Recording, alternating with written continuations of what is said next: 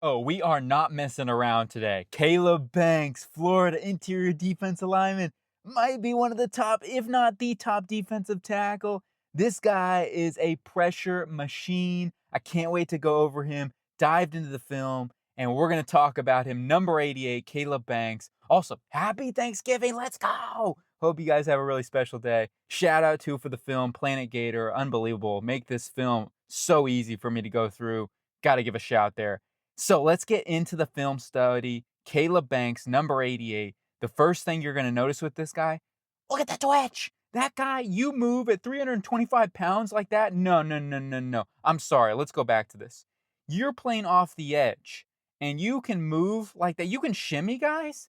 Okay, that's a different type of athlete right there. We're talking about a dude right here. Heck, there's not a lot of 260 pounders that move like this. And I sound like I'm ordering from the McDonald's menu. But yeah, he's the full package, man. He's the full Big Mac of athleticism out here, the way he moves. Let's get on some pass rushing stuff where you're going to see him. He's got some swims. He's got some clubs. There he's getting more pressure after the quarterback. He's able to do stunts really well, which they love to do. There's a little rip move to the edge. You see him working off the edge even at many occasions. He's got some good drive there to push the pocket. And just he's his quick first step as you can take. Oh, look at the first step. That's another thing about him. It's not just being athletic. You have to be able to get off the ball and get upfield quick because the NFL is so fast. And these quarterbacks, they get the ball out in 2-3 seconds. So if you're not able to get into the backfield, it doesn't matter how strong or, whatever type of athlete you are, you have to be able to get upfield in a hurry. And he does that, as you can see. And he also is able to work some pass rush moves here. Here's another little rip move coming in here, just continuing to work some speed to power through that rush or that offensive lineman and disrupts that play. And that's huge in the timing of the quarterback. And here he is again, just kind of working that rip move. Doesn't quite make a play there, but he's affecting the quarterback, Jackson Dart, making him get off structure and have to make a throw.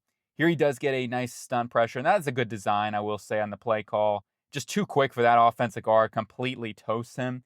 And we just continue to go through this film. He's got a lot of rip moves there, and you're going to see some club swims. There's a little club move right there. So he has a lot of different tools. There's a game-winning interception that he ultimately caused from that pressure. You can see him again with that quick club. Look at the quick club. I know that this ball is out super quick, but boom, that's a win. That's a huge win there for Caleb Banks. Here's another one where he just kind of clubs him, then works inside there. He's just so fast for these interior offensive linemen to have to deal with. Pushing the pocket. That's disruption. That's going to create havoc. And you know what? The fastest way to a quarterback is going up the A gap, the B gap. Here's one of his high-level plays going against LSU here. Working this offensive lineman with a little club swim there. Strip sack of Garrett Nussmeier results in a big-time play for this team. They didn't get the ball, but it's still a big play. Another pressure on Garrett Nussmeier. As you can tell, this is only 2 games of footage right now. We're watching him pressuring the quarterback. He has been utterly dominant over these past 2 weeks getting after the quarterback. He legit has been the best defensive tackle in college football in my eyes over these past 2 weeks in football. The way he's been able to attack quarterbacks, split double teams right there in the pass rushing situations, and just shoot these gaps and create havoc on the quarterback. Getting around Emory Jones here, getting a half sack with Shamar James. So he just goes to show you he's got a variety of tools in his belt that he can do as a pass rusher. And I will say, when you look at the Georgia and the Tennessee films of him, he was definitely slowed down by those offensive lines, mainly because they were doubling him throughout the entirety of the game, and they were just not going to his side at all. So they were really protecting. I think that's a credit to how good Caleb Banks is. But it shows you when he got his opportunities, he smoked that left guard right there. He made the most of it when it mattered most, too, in those one-on-one reps. And then going into some run game stuff, he's also just as disruptive in the run game. He's not just a one-trick pony. Now, I do think he needs to work in a couple areas when we'll get into the negatives about his lockout and stuff like that. Like, he shows flashes of it, and this can be a double-edged sword. Let's go back to this. Like, I love the upfield movement. And as a 3-tech, teams are going to absolutely fret over this type of stuff. The way he's able to get into the backfield so quick and make those high-level plays. You do have to be careful what's behind you and understand your gap integrity. However, with that being said, I mean, I'm a sucker for dudes that can just make plays like this constantly in the backfield. And there you see it come to fruition as he's able to really hone and lock out here against this right guard. Watch this arm extension, pop on contact right here.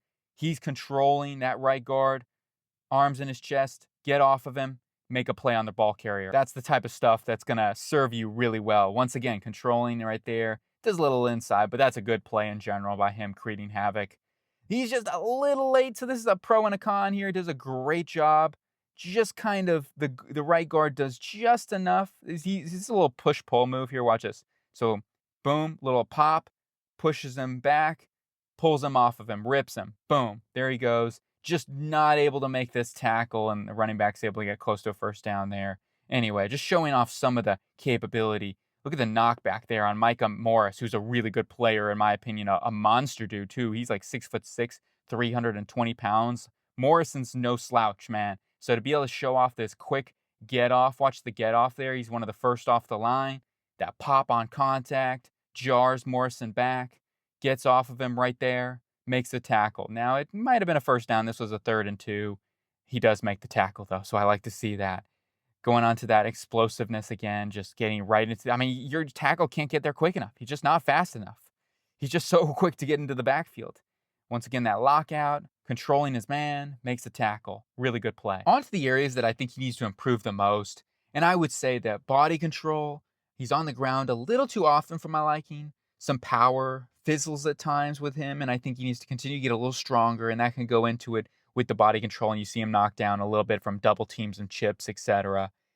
And he also, as you see here, sometimes he plays a little out of control for my liking and takes out gap integrity. So those are some things he's just going to have to really improve upon, is more honing rather than being so disruptive all the time and constantly like that pass rusher mindset. Maybe you want to say, hey, let's go ahead and use our long arms, use our length, use our power, and stack and shed, right? Those are things he needs to work a little bit more on, be more consistent with, because you see flashes of it. It's just not always consistent.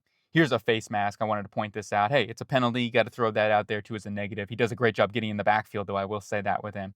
There's another one where gap integrity was a big thing. Here's Will Campbell kind of honing down on him and just anchoring him down there in the run game. There's another double team. So just kind of going through some of these reps where he just maybe, lack of power, lack of nuance with his hands. I'd like to see him get off the block a little sooner there. Do want to finish on a high note, though, in the motor skills, of course. He can make plays. He can make tackles in the open field, too. Watch this. He's coming over here. He's like, oh, Emory Jones has got it. I got to go make a play. Boom.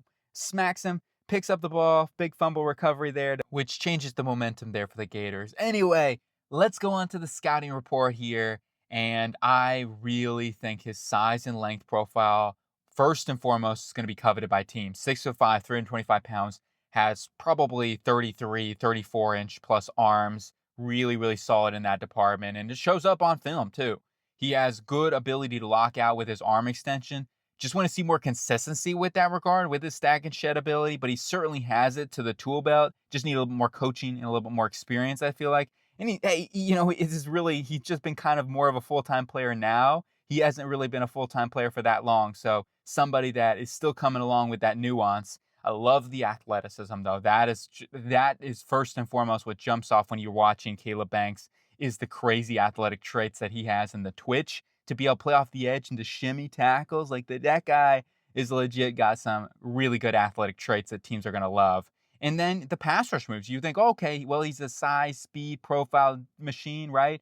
However, no, this guy's got some nuance, too, to his game. He's got some good pass rush tools already, some clubs, some swims, trucks, where trucks meaning like you take the risks of arms, kind of like the Nick Bosa thing, and you're able to push up the arms and be nuanced there in that regard. And he does that. He's got the rip moves. We saw a lot of those on film.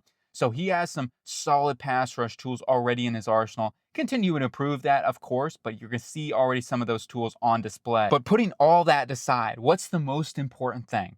Being disruptive, being a playmaker. That is what Caleb Banks is. He's constantly on the film. You don't even have to watch the film to understand Caleb Banks, number 88, is a disruptive machine. He is in the backfield throughout the entire game. It's not just like, okay, it's one drive or here and there. No, he is a constant pressure machine. This guy makes plays. I love that about him and is the highlight of all of this. And then on to the weaknesses, where we continue to talk about some of these things. Like, I think he needs to get a little stronger, show more power, and be better against double teams. Even though he is a 3-tech, you got to be able to withstand some of that stuff because teams are going to scheme around that, etc. So you have to be able to be a 3-down player. Those are all things he can continue to work his game at. And then I think he runs himself out of plays a little bit too much. And that's where I want to see him use more technique rather than just athleticism to be able to get in the backfield, be more nuanced with those hands and the long arms that you have. So that is my overall view on Caleb Banks. He is a first round guy, 100% in my opinion. I am taking this guy top 15 even. Derek Harmon, he's getting some run for the money right there. I'm going to have to do a full scouting report on Derek Harmon at some point to compare him. I like Harmon too. I've watched a lot of Ducks games. He's in that ballpark. I think he's better than Grant. I think he's better than Deone Walker. I think he's right there with Mason Graham. I legit think he's that good of a player. I wouldn't be shocked if some teams have him as the number one defensive tackle in this draft class. There's a little bit more unknown. I like Graham more at the moment just because there's more sample size. However, the upside with Caleb Banks, I think, is higher than Mason Graham. I really do. This guy is a really, really good athlete, has the size profile. So we shall see. He is definitely a first round grade for me and somebody that watch out in the next mock draft. I could see him going top 15. And when it comes down to it, when we get into the actual draft, don't be surprised if this guy is a top 15 pick with the traits and the tools and the production already. I hope you guys have a really cool day, though. My name's G Sling. I'm doing my thing, and I hope you do as well. Happy Thanksgiving!